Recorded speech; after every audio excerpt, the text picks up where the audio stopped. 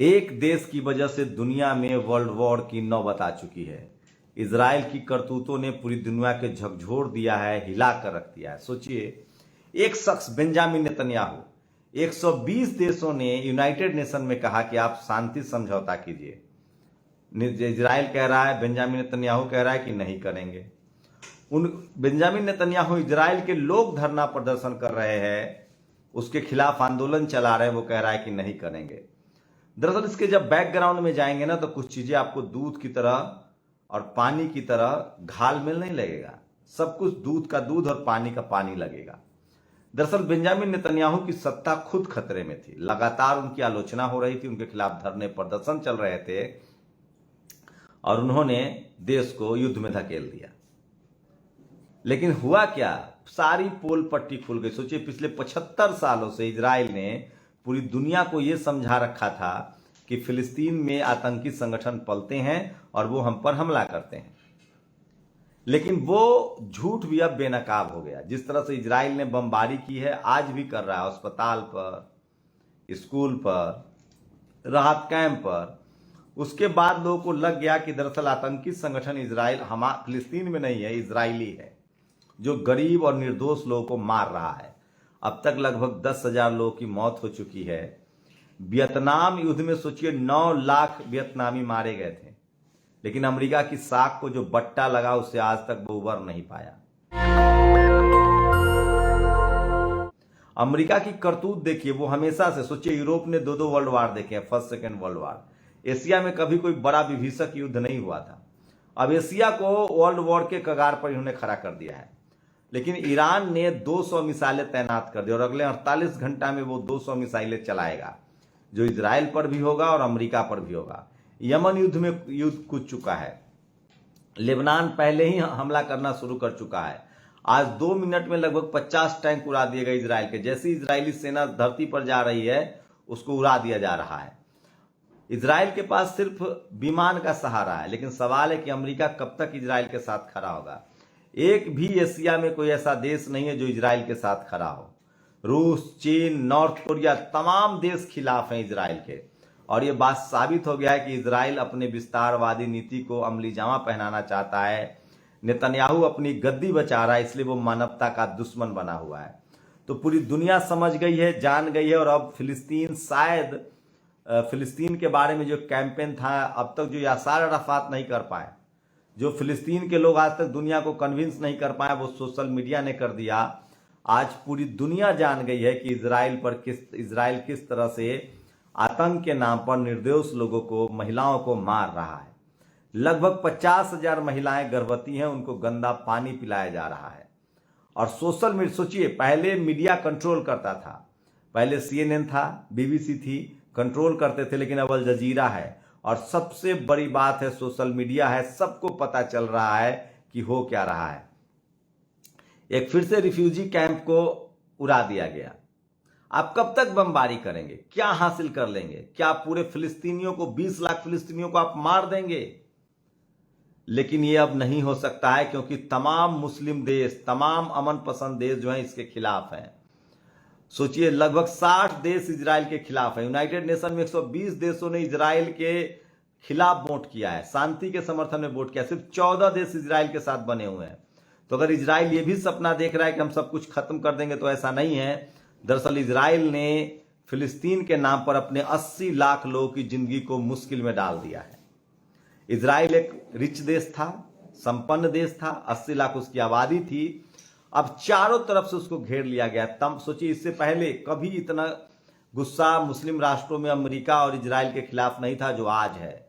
आप समझिए, एक उदाहरण दे रहा हूं, भारत पाकिस्तान का हमेशा से युद्ध चलता रहा है, लेकिन आज तक किसी भी मुस्लिम कंट्री ने भारत के साथ युद्ध नहीं किया, भारत के खिलाफ नहीं गया, क्योंकि सबको पता था कि पाकिस्तान जो है वो प्रॉक्सी वार करता है, वो भारत को परेशान करता है, टेरर इन्फिल्ट्रेशन कराता है, आतंकवाद भेजता है। कोई भी मुस्लिम राष्ट्र पाकिस्तान के पक्ष में खड़ा नहीं हुआ। कई बार अमेरिका ने ही पाकिस्तान की मदद की, तो भारत ने कभी अत्याचार नहीं किया, वो उसने अपना बचाव किया। इजराइल को लेकर भी अब तक यही धारणा थी कि इजराइल अपना बचाव करा, लेकिन वो धारणा टूट चुकी है और दुनिया को पता चल चुका है कि इजराइल एक विस्तारवादी नीति अपना रहा, और इसी वजह से अगर इजराइल को लगता था कि हमारा कोई कुछ नहीं बिगाड़ेगा, तो वो 70 का दशक नहीं है, वो 85 का दशक नहीं। आज के डेट में दर्जनों ऐसे मुस्लिम कंट्री हैं जिनके पास हथियार है, फाइटर प्लेन है, विमान है, एटमी मिसाइल है, और नॉर्थ कोरिया, रूस, चीन जो है वो हथियारों की सप्लाई देना शुरू कर चुका है। और ऐसे में 80 लाख इजरायली और 20 लाख फिलिस्तीनियों की जान खतरे में है।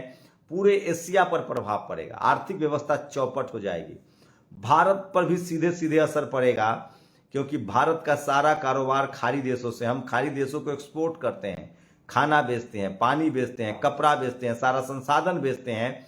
भारत की अर्थव्यवस्था पर असर पड़ेगा। और अगर एशिया में युद्ध हुआ तो सबसे ज्यादा फायदे में चीन रहेगा। चीन की कोशिश है कि खाड़ी देशों से संपर्क बनाया जाए, मार्केट में टिका रहा जाए। और पहले अमेरिका हथियार बेचता था, अब चीन हथियार बेचना चाहता है। रूस खुद मुश्किल में फंसा हुआ है। रूस चाहता है कि यूक्रेन युद्ध में अमेरिका ने मुझे फंसा रखा है, यूक्रेन को हथियार देता है, तो मैं अब मुस्लिम कंट्रियों को हथियार दूंगा ताकि वो अमेरिका और इजराइल पर हमला कर सके। नॉर्थ कोरिया का पहले से ही 36 का आंकड़ा है अमेरिका के साथ, वो भी अपना बदला साधना चाहता है। ईरान का सुलेमानी हत्याकांड का अब तक उसको बदला लेना है।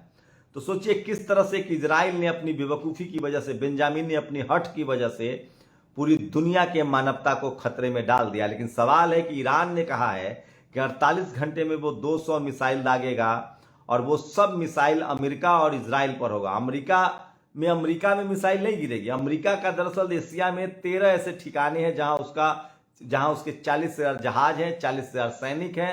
ईरान उसको निशाना बना सकता है। और सोचिए इस तरह से मुस्लिम देशों की कभी गोलबंदी नहीं हुई थी, वो गोलबंदी दिख रही है। और साफ है कि मुस्लिम देश नाराज हैं, बेहद नाराज हैं। यमन युद्ध में शामिल हो चुका है, और चूंकि इजराइल को यूरोप में तो है नहीं, समुंदर के पार है नहीं, इजराइल के सारे आसपास के जो देश हैं वो मुस्लिम कंट्री हैं। तुर्की नाराज है, इजिप्ट नाराज है, जॉर्डन ने सारे रिश्ते खत्म कर लिए हैं, बोलिविया ने सारे रिश्ते खत्म कर लिए हैं, जो लैटिन अमेरिका का देश है। तो एशिया के तमाम देश, कतर जो है वो लगातार कोशिश कर रहा है मध्यस्थता की, लेकिन इजराइल मान नहीं रहा है। तो सोचिए एक आदमी अपनी सत्ता बचाने के लिए किस तरह से देश, मानवता, सेना को खतरे में डाल सकता है, उसका गवाह है बेंजामिन नेतन्याहू। सोचिए किस तरह से हिटलर ने दुनिया को वर्ल्ड वॉर में धकेल दिया था। अपनी सत्ता बचाने के लिए उसने यहूदियों को ही मारा था और अपने लोगों को ही मरवाया। किस तरह से नागासाकी और हिरोशिमा पर बम गिरे थे। लेकिन अब हालात बदल चुके हैं। 21वीं सदी में किसी भी देश को आप खत्म नहीं कर सकते हैं, क्योंकि सबके पास हथियार हैं। और जो इजराइल आज इतरा रहा है अपने आयरन रडार पर, वो हमास का रडार जब नहीं रोक पाया, तो सवाल है कि वो चीनी, रूसी और नॉर्थ कोरिया के हथियारों से कैसे पार पाएगा।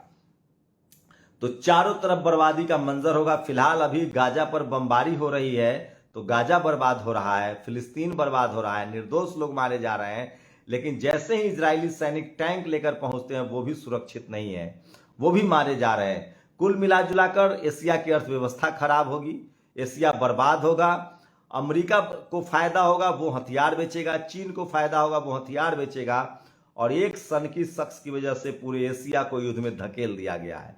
और सोचिए मानवता का कितना बड़ा नुकसान होगा। मासूम बच्चे, बिलखती महिलाएं, मरते बुजुर्ग, पीढ़ियां लग जाती है घर बनाने में, तुमको दया नहीं आती है घर उजारने में। सोचिए किस तरह से निर्दोष लोगों पर बमबारी हो रही है, अस्पताल पर बमबारी हो रही है। अरे तुम तो बड़े मोसाद वाले थे, तुम्हारे पास तो बड़ी क्षमता थी, क्यों नहीं रोक पाया हमास के रॉकेट को। और अब तो लोग कह रहे हैं, जानकार कह रहे हैं कि ये सब कुछ कॉन्स्पिरेसी है, पॉलिटिकल कॉन्स्पिरेसी है। अपनी सत्ता और कुर्सी बचाने के लिए बेंजामिन नेतन्याहू ने देश को युद्ध में धकेल दिया है।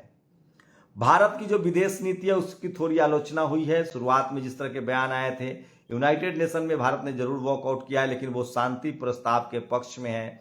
भारत के प्रतिनिधि ने साफ साफ कहा कि हम चाहते हैं कि इजराइल और फिलिस्तीन के बीच शांति बनी रहे। भारत सरकार ने फिलिस्तीन में मदद की खेप भी पहुंचवाई है।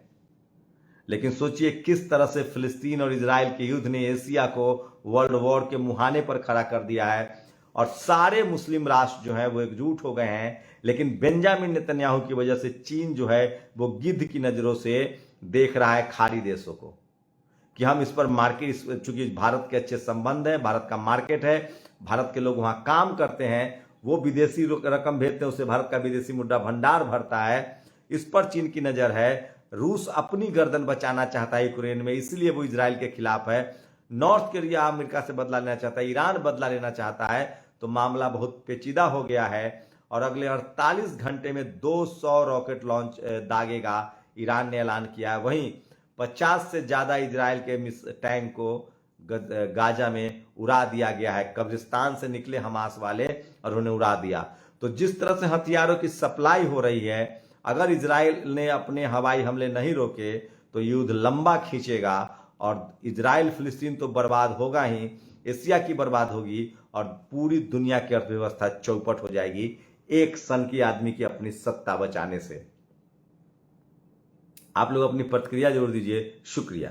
नेशनल दस्तक की आपसे गुजारिश है कि अगर इसको बचाना चाहते हैं तो नेशनल दस्तक को सब्सक्राइब करने के लिए रेड कलर के सब्सक्राइब बटन को दबाएं, फिर बेल आइकन की घंटी दबाएं। नेशनल दस्तक को बचाने के लिए बहुत जरूरी है कि हर खबर को शेयर करें, लाइक करें, कमेंट जरूर करें।